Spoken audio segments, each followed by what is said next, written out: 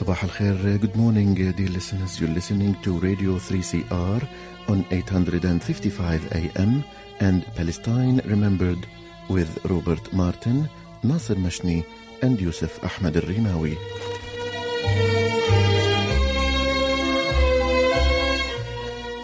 Palestine Remembered is Australia's only English-language radio program that is totally dedicated to Palestine. We'd like to welcome those listening on 855 and those that will join us on podcast at 3cr.org.au.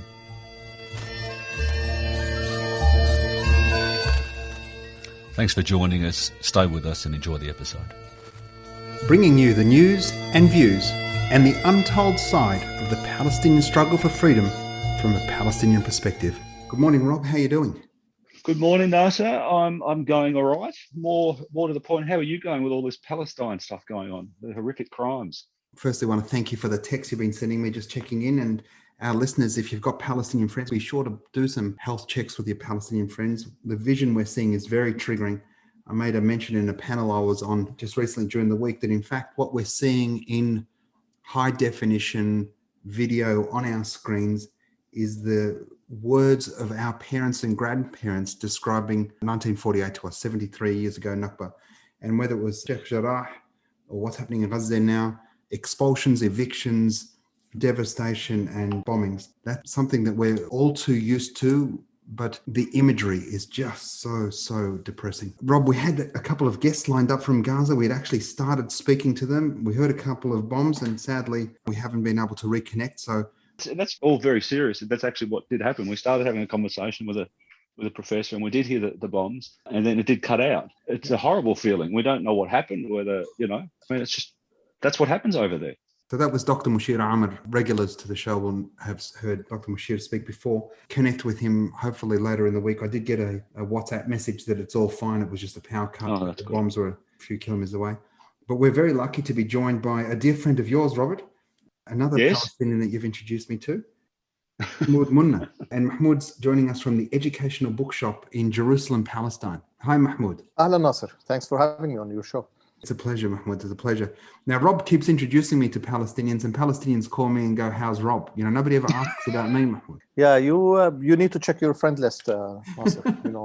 Having Rob on your friend list is keeping you busy. I did want to say that when we were going to have you on during the week, it brought all of these feelings rushing back when I was sitting at the, at your bookshop, the Educational Bookshop in Jerusalem, one of my favorite places in the world.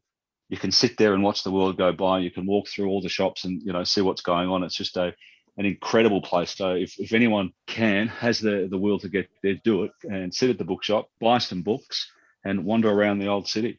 So, great to hear from you again.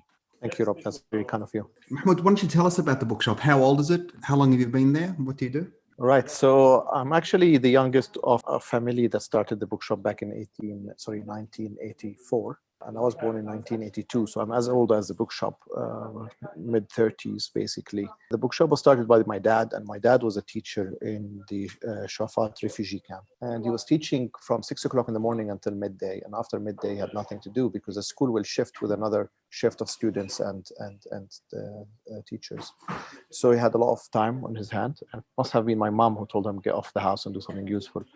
So he started a bookshop. And then it took over, changed hands with the family, basically with the brothers, and still is a family run. 4 of us, the brothers, and my dad's still alive, still with us, still kicking.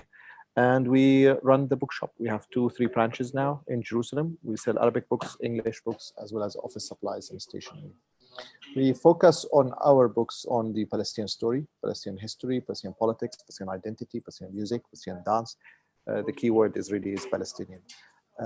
Any book that speaks about Palestine from a decent point of view, informative, constructive, it has a place on our shelf. That's what we've been doing. So the bookshop, in a sense, takes this kind of political angle to it. I like to call it the Palestinian identity bookshop, not the Palestinian politics bookshop. But in a place like Palestine, politics does get itself into the nitty-gritty of things, so everything is political here. So even a bookshop that sells books about Palestinian fiction and Palestinian cuisine and cooking and music, it's also a political bookshop. But we're proud of what we're doing, and we are trying to spread the word about Palestine. It's a difficult time now, but it's also a reminder of the need for people to learn and educate themselves. Yeah, absolutely. Would you have an online presence? Yes, indeed. We have a strong social media presence, and we have our own online bookshop website, educationalbookshop.com. We ship worldwide. We have lots of books that you also can't find except in here, but we also have all the books that's published about Palestine. And let's put it that way, books that comes from our bookshop comes with a taste of Palestine, a taste of Jerusalem. So we really encourage your and you've also put some events on too, which I went to a couple of them. So they were pretty cool as well. You know, we had the author come and speak and, panels to talk. That's the other dimension. You run a bookshop in the 21st century, you have to be active, but you're also in Jerusalem where discussion, avenues for discussion is limited. So the bookshop is taking upon itself the responsibility to create forums and spaces and events where we can talk about books with their authors, editors, etc. We actually done also film screening, Palestinian films. It's a little bit of a cultural institution in Jerusalem. What's the website, Mahmoud? The website is educationalbookshop.com. Educationalbookshop.com. Okay, we'll put that in the podcast so people can link on it and shop and give your store some support. Now, you're in Jerusalem. Obviously, the challenge of the past couple of weeks, Ramadan, storming of Aqsa, the expulsions in Sheikh Jarrah. Why don't you tell us what it's been like for the past few weeks? Pretty crazy. Like we are in the middle of the triangle, even geographically, between Sheikh Jarrah, Damascus Gate, and Ham al-Sharif. Well, if you draw a line between these three places, we're exactly in the middle of them. It's strange, to be honest with you, Nasser. It's a mix of anger and hope. I don't think I ever felt like this, to be honest, in my 30-odd years in Jerusalem.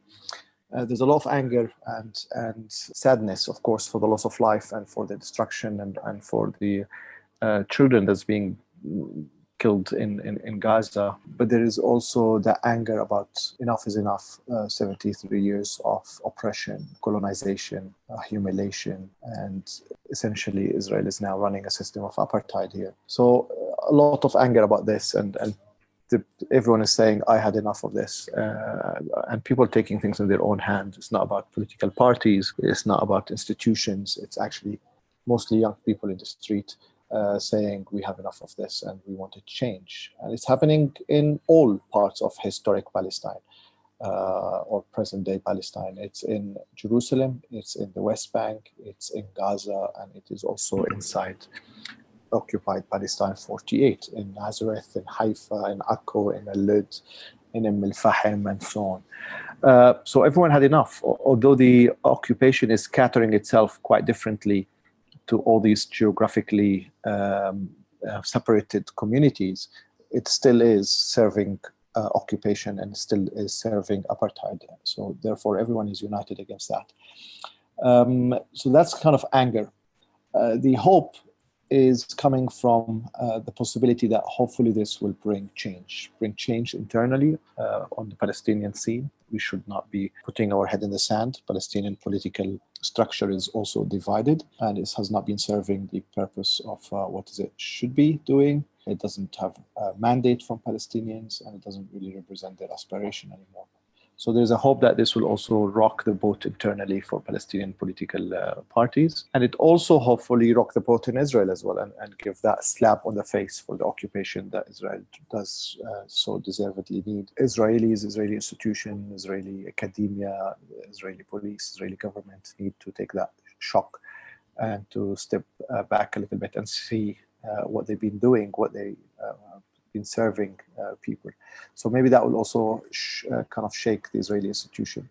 And last but not least, of course, is the international community. Palestinians have been told all the time that they should really make their case packageable and make it sellable for the international community, for the Europeans to listen, for the Australians to sympathize, for the Americans to take action. So hopefully this popular resistance in the form that it was in Jerusalem, with this overly violence that Israel is serving in Gaza, hopefully that will shake off the world as well and will convince them to interfere and take action. We don't want to talk too much about Gaza. Very keen next week. Hopefully, fingers crossed, we'll be able to get some a live cross in there to people in Gaza so they can tell us what it's like on the ground. Hopefully, the cessation of bombing will have finished then. One of the things I noted, this is a feeling I've got from the outside, Mahmoud, is that this most recent ongoing Nakba generation situation in Sheikh Jarrah, it in fact united 48ers with blue IDs, green IDs, Gaza, and in fact even refugees in Lebanon, Syria, Jordan were all marching. Absolutely. Have you seen this as a shift like we had, the first intifada was away from the PLO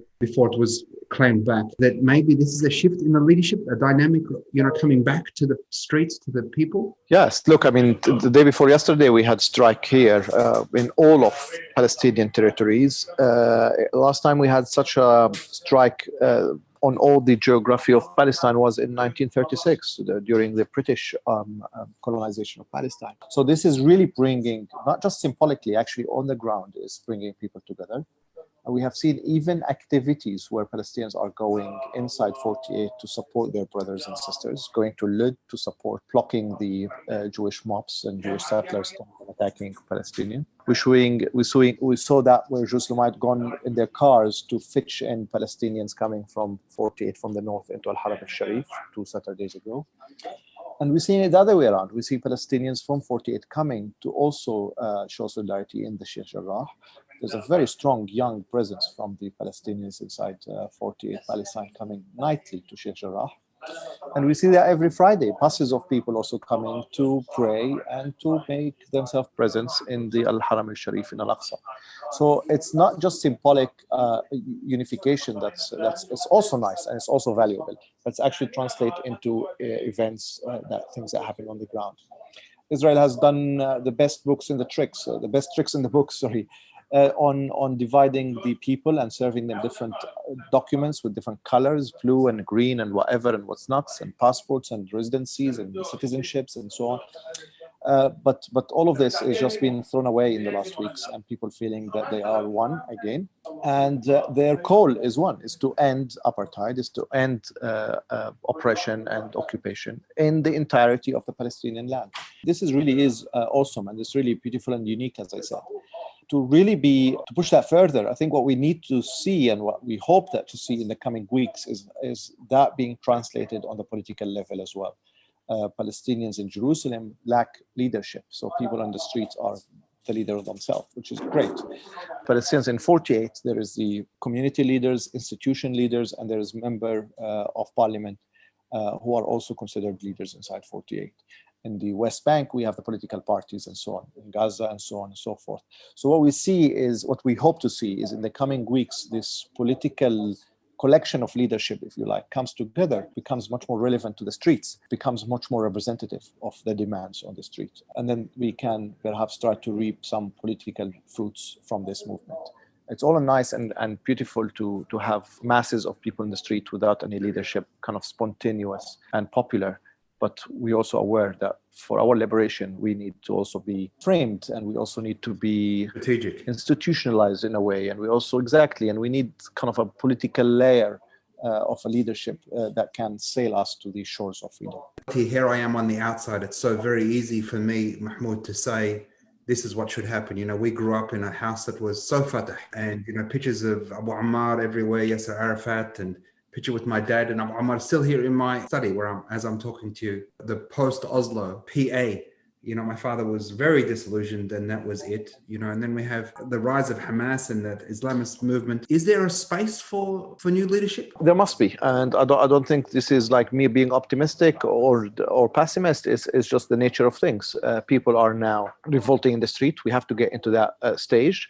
It's very beautiful to see. It's mostly, as I said, young people. And when I say young, I'm saying really young. It's actually around 20 years old, but not, I am in my mid-30s. I look what's happening, and I feel like I belong already to the previous school of thought, to the previous generation. So it's going to take, I think, some time until this develop and perhaps bring about its own leadership and its own vision as well. And it's an all set of solutions, by the way, an all set of perceptions and understanding, where the old generation, your dad and my dad generations, were much more involved in the Palestinian state, two-state solution, government, and all that old style kind of nationalist solutions.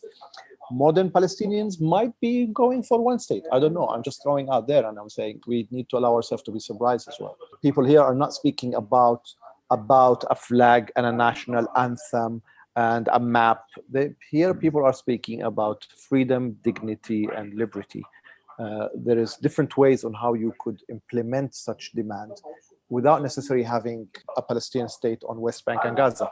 I'm just putting it again out there. I'm not saying that's what people want, but I'm saying is like we have to also allow ourselves to be surprised by these young people who are new wave of basically thinking. Leading this new wave. Exactly. And it's very dangerous if we start to dictate it, because if we dictate upon them what's the solution will be, then we did nothing. Basically, we actually, if anything, we are shunning them.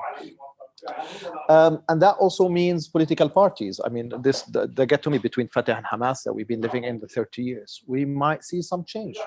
We either change from outside the box completely, seeing a third party, seeing a completely destruction of this dichotomy, or a refurbishment of that party, meaning Hamas and Fatah has to also change a lot, which ultimately will lead also to the change of BLO. To be honest, Nasser, the last thing you want to do now is to try to sit in an air-conditioned room and try to imagine where things are going to lead. It's in the hand of the young people. Their pain is occupation and oppression and discrimination. What's their solution? We will have to wait and see. And I don't have preference, to be honest. As long as we collectively can address these issues and find solution, then that's great. That's the main thing, isn't it? Is the collective, all being together, one voice. Exactly. Yeah. Exactly. You're mentioning Jerusalem and you're mentioning Palestinians 48. The Palestinians in Jerusalem and the Palestinians in 48 have different bureaucratic paperwork. We know that. The Palestinians inside 48 are Israeli citizens, quote unquote. They're considered Israeli citizens. The Palestinians in Jerusalem are residents. They don't have citizenship. They don't have political right. But now they are connected like no other time, to be honest. And the reason why they're connected is because the third generation in Jerusalem wanted to have dignity and to stop this humiliation, their daily humiliation, going to work and going to their sports centers and going to schools and going Al-Haram al-Sharif in the old city. They wanted that to stop and to stop for forever. The Palestinians inside 48, they wanted their official discrimination that happened inside official institution to stop. Ultimately, they're demanding the same thing at the core level, although in details it's slightly different. That's what uniting us. It's actually, ironically, the Israeli apartheid is uniting the Palestinians. I can't find a nicer way than doing this, to be honest. It's Israeli ugliness. It's Israeli apartheid. It's this language of superiority, Jewish supremacy. That's basically, if you're not Jewish, then you are second, third, first class citizen. That's what everyone else is feeling if you're not Jewish. And that's why whoever is not Jewish is basically united in this in this struggle. So I'm not going to thank Israel for uniting us, but their implementation of such an oppressive regime against anyone who's not Jewish is basically uniting us. This is the challenge that Zionism always had, Mahmoud, as a settler colonialist narrative. And when you take that narrative across the world, you'll see what the British did to Australia and killed all of the indigenous people here. You go to New Zealand, Canada, North America, what they did to the indigenous peoples there. Settler colonialism as Zionism, when it came to Palestine, is thankfully, but foolishly, if they were going to implement a settler colonialist mindset, you're supposed to massacre everybody. The reality of colonialism, Patrick Wolf, a dear, dear friend, and he said, colonialism, the logic of it is the elimination of the indigenous. In not eliminating us, in fact, they don't understand as a settler what an indigenous person's connection to their land is. This is why so many Israelis have second passports, because it's like it's a transient space almost, whereas every Palestinian would forsake whatever passport they've got to be in Palestine home. Now, one thing I wanted to touch on, that call, freedom, dignity, equality that the kids are raising throughout all of Palestine, is something surely people can't say no to. The time is moving so quick. As you said, Joe Biden is of 3 or 4 generations ago, as is Abbas and Haniya, et cetera, et cetera, et cetera. And the future is in those kids' hands. One of the things that we've seen a couple of visions on, that Jerusalem Day march, when that chauvinistic, really fascist, Zionist, supremacist mentality marches through, they cancelled that march because things had flared up. But it hasn't stopped the pogroms happening in Lid and Haifa, Akka, Zionist gangs spray painting on doors that Arabs live in here so that they can come back. What are you seeing around that? Yeah, I mean, you described it really nicely in this settler colonialism framework, but and Israel has constructed different institutions that each one is serving a purpose, but collectively it's all advancing the Zionist machine or the Zionist program. One of these institutions is what you may want to call ultra-nationalist Israelis, which we call settlers. I mean, settlers not by geographically where they live, although that's also true. Illegal settlers too, we should say. I should say illegal, but I'm not per se saying about where they live. I'm speaking more about their understanding and their ideology, basically. What they believe, a lot of them is, by the way, not religious as well. I think it was Ilan Pape who said it's basically a group of people who don't believe in God, yet they believe God gave them the land. This is basically the group of people I'm speaking about. It's ultra-nationalist, that their main purpose is basically to kick out the indigenous people out at all costs. A lot of these people were, by the way, in Gaza, and then they were when Ariel Sharon disengaged from Gaza, so forth and so-called disengaged is such a funny term to say it in the current war climate. All these settlers were placed in Lud, actually, and these people are very nationalist and believe in the Jewish superiority. They are armed, and they already have infiltrated both the political and the military institutions in Israel. What I mean by that is when they commit their crime, when they basically go around, the mobs that goes and shoot around people, they already have their men and women in the institution, in the legal and in the civil institution in Israel, as well as in the military, that will basically get them away with it. They have been committing crimes right, left, and center, quote unquote, Israel or in Palestine. They're the one who were responsible for sending the Molotov cocktail on the house of the Wabshi and killing the child. They were the one behind kidnapping Muhammad Abu Khdeir and burning him alive. They were behind shooting Hassouni in Lud and so on. And these guys are now roaming the country. They have their guns and they have their power. They have their institutions, by the way, as well, whether undercovered in religious institution or social institutions, and they are basically outside the law, and Israel cannot contain them. I don't know if this is good news or bad news for Israel. It might be advancing the nationalist Zionist Israeli project, but this actually is putting Israel exactly under the spotlight of what it is.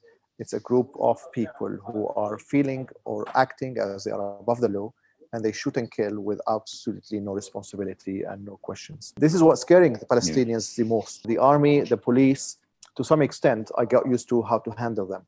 But a coward settler coming at night and shooting at my house from a gun, from a machine gun, and then driving away is what's scaring Palestinian communities, especially in the cities, which what Israel call mixed, although they have nothing to do with being mixed, but also with cities or Palestinian neighborhoods that are within close proximity to Israeli settlements, like Shafat and Beit Hanina in Jerusalem. There's already been a case 2 days ago when 3 of them came and shot at houses in Beit Hanina, and they caused a serious injury for one man. They're there to kill. They're not there to engage or to access a holy site or whatever. Their agenda is actually killing Palestinians. And it's very scary for Israelis who are a little bit moderate or on the left. I don't know who's left in Israel, but they're very scary as well because they are causing existential issues for the state itself. Is there even a left anymore? I think there's 3 of them. There is 2 lefts in Israel. I mean, of course, the political parties and government is all in the right.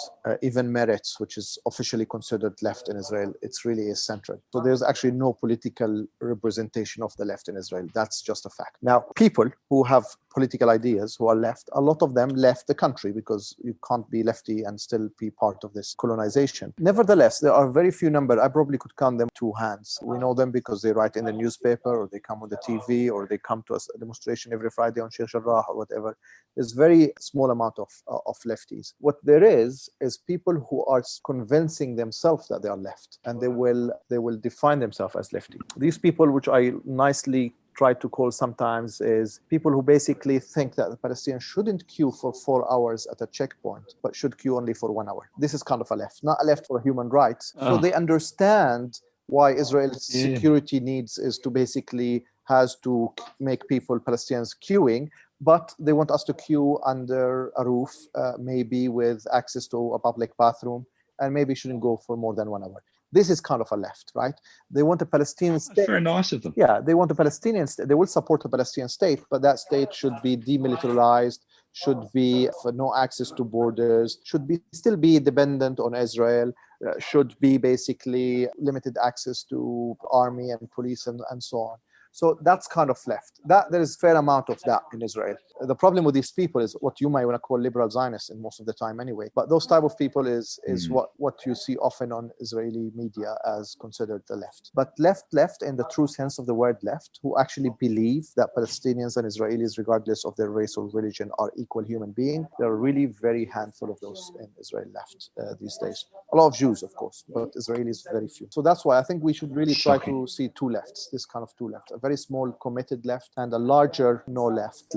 Nevertheless, they will define themselves as lefties. This is like kind of the people who tell you, look, I mean, I really like the Palestinians. I have 2 Palestinian friends. You know, that kind of left. It's often a joke. I shouldn't laugh, but it's so outrageous. To be honest, I wrote a funny article the other day, and that's good. And I said a coexistence based on hummus. That's kind of what we're talking about. As an Israelis, it's mixed with Orientalists and that kind of feeling. Like, no, they like the Palestinians, but only so they can eat hummus, fix their cars cheaply, invite them for a nice meal, or practice their broken Arabic with, or put up music events for them from the Orient so they can enjoy it. That's kind of, but not an Arab that is seen and acted and treated as an equal to them, because they still basically influenced by Israel racist supremacy policies. The thing about power is it corrupts. Absolute power corrupts absolutely. When you're put in power with a chauvinist, racist mentality and ideologue, and you have someone like Benjamin Netanyahu for 14 years just keep beating that drum of supremacism and demonization of the other. You can't imagine this and how that manifests itself in that superiority, whether it's a Jerusalem Day March or a pogrom or Muhammad Khair, just despicable and disgusting acts. Mahmoud, we've only got a couple of minutes left to go. Why don't you tell us what you'd like our listeners to do to support Palestine? There's the obvious, what we have to do now. We need to stop basically murdering people in Gaza. Any day, any hour, a ceasefire will get accepted and signed will be something to celebrate for us, because it will be ultimately meaning saving lives. The Israeli war machine is at full speed, full force, killing as many people as possible, because that's the only way Israel could actually promote a success story to their own people, only by saying that we have destroyed so many buildings and we have killed so many people. That's unfortunately what Israel looking as a success. So we need to stop that. So any political pressure we can put, especially if you have among your listeners people who have influence on that domain. The second thing we need to do is, of course, showing solidarity and support for Palestinians. And for that, I have a 2 penny worth of things to say. Time for superficial and kind of crust solidarity with Palestinians is behind us. I'm really not interested in solidarity coming from whatever in the world superficially, without really understanding my core issues and my core problem. I need a true and genuine and solid solidarity. Solidarity that based on unflinching support for Palestinians' right to exist in peace and in dignity, to end all shapes and forms of Israeli discrimination and apartheid. Washy-washy, half-heartedly, Saturday afternoon, sunny day kind of solidarity is not really what's going to help the Palestinians. We need to really know who is behind us and who's with us, to not really mince our words and not to really water down our activities and not to really shorten our sentences. We need to call what it is what it is, and we need to call Israel crimes as it is. It's going to be upsetting, perhaps it's not going to be easy, it's not going to be attractive or trendy, but Palestinians have suffered enough of this oppression, but also in genuine solidarity. We need to have a genuine solidarity, and each one who's engaged on the Palestinian question knows exactly where he's standing on this, so I'm not going to give any more details. Things like Palestinians' right to exist in their country, right of return for Palestinian refugees to come back, decent Palestinian state, if we're talking about state, or equality to the Palestinians within democratic state. Those are rights that cannot be dissected and can be partitioned. They are full rights and they need to be served to the Palestinians fully. We need people on our side who accept that Israel have done huge crimes in 48, unjustified crimes. We need people who are going to demand from Israel an unequivocal condemnation and apologies on what happens in 48. This is kind of the time for such solidarity, and this is what I want. But people who are just kind of nicely showing them solidarity with me on a superficial way it's not just disgusting, it's actually insulting, to be honest. Fantastic. Thanks so much, Mahmoud. Listeners, in Melbourne, we've got our protest at 1 p.m. at the State Library, but there are protests in Adelaide, Brisbane, Cairns, Canberra, Darwin, Hobart, Perth, Sydney, Wollongong, all over Australia today, all around 1 p.m. Google, go to apan.org.au, educationalbookshop.com. Support Mahmoud and his brothers. And remember, there's never been a better time for a free Palestine.